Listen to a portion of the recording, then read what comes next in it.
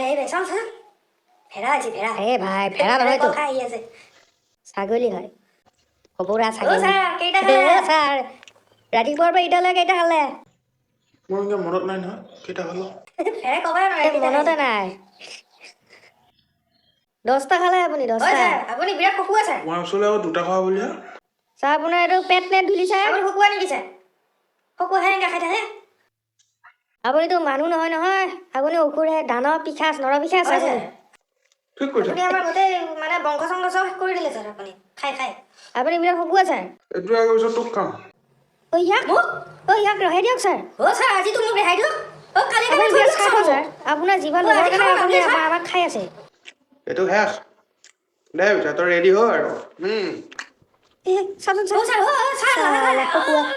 কেনেকৈ চিঞৰিছে ইয়াত খকুৱা ছাৰ আপুনি বিৰাট খকুৱা মই হকুৱা হয়